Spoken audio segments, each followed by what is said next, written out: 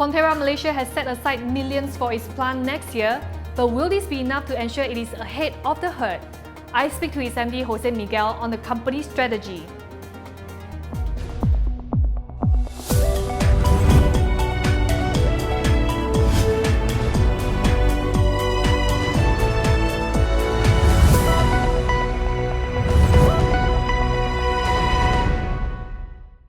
Good to see you again, Jose. Now, my first question to you is, Fonterra Malaysia is going to pump in 20 million ringgit in your factory, Susumas factory in Shah Alam for in FY 2017. What are the things that you are trying to improve? What kind of things that we will see to improve the efficiency of the factory? Thank you, Charlotte, for coming. It's great to be here with you again. And you're right, we're quite proud about this project. We call it Project Shah Alam, and that's really taking our lead factory in Malaysia to the next level. And the project is starting basically this week. It's starting the operation this week. It'll go over for quite a few months. We expect to complete it by April. And the overall size of the investment is around 20 million, as you point out. And there are three elements really that drive our decision to do the investment in this point in time.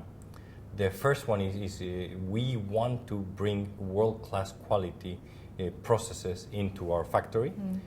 And finally, we want to improve the efficiency of the operation so that we can support consumers with affordable brands as much as we can. So will this be a more automated factory, and will we see staff costs being cut as a result of this? What we're trying to do is a simpler factory. This factory, we've been operating for 40 years in Malaysia, and the factory has gone different phases. So early on, this factory was made to just pack when we brought ingredients from New Zealand already blended, and we just put it into the final packaging. So there was no value add in Malaysia. So that was the original design of that factory. Later on, as we progressed, we moved and improved the capacity to create blending in Malaysia, so we can develop the recipe here and pack it on the ground.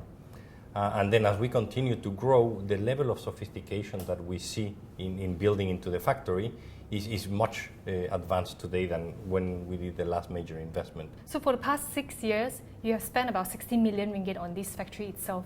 Together with that 60 million, how much have you spent on other things in this factory? We continuously invest every year quite substantially. A lot of that is on improving small automations. We are also automating to increase the efficiency so that in a limited period of time we can produce more using the same lines. And that increases and improves the output per employee in our factory. So our view is how do we maximize our production to serve the growing needs of Malaysian consumers. So in February, you also say that you want to double the growth of your volume. It was at 1.9 million dairy servings. Are you on track? We continue to grow very well. So if you look at the average of the last 12 months, we are well above 2 million servings every day.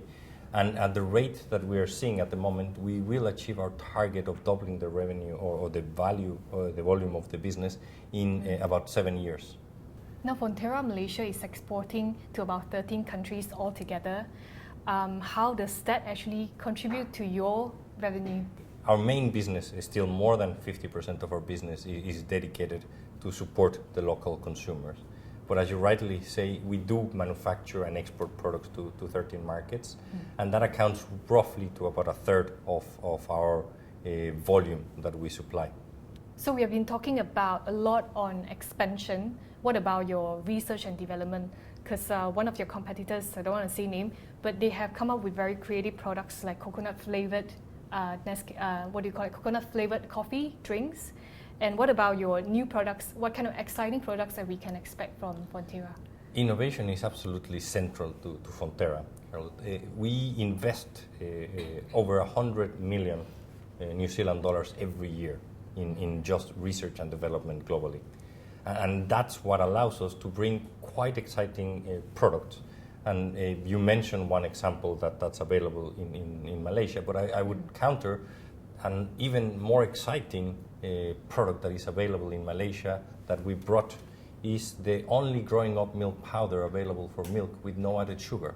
in a market where obesity is such a critical factor, where parents are trying to do the right decision to feed their kid the right nutrition, they can look at RM20m, and this is, again, the only brand that can provide that no added sugar proposition. We see a glut in global supplies, dairy supplies. How does that actually affect Fonterra's margin? I think we're very fortunate that dairy is fantastic nutrition, and what we are seeing is every year dairy consumption continues to increase across the board. So at around 3 or 4% every year we see consumption growing up. So that allows us to have a lot of confidence that what you call a glut is not present. We see a lot of volatility. Sometimes there is an issue with weather in one country, which means there's a little bit more milk or a little bit less milk, particularly either in northern hemisphere or the southern hemisphere. But that's life, that's volatility. We just saw last international prices for dairy this week increased 7%. 3 weeks ago increased 12%, but then 20 days ago it increased 6%. So it is a volatile commodity that again fluctuates, and as a result of that we just need to be able to adapt, embrace that volatility. Fonterra Malaysia is on track to double its dairy servings to 3.9 million with a more efficient plant in Shah Alam.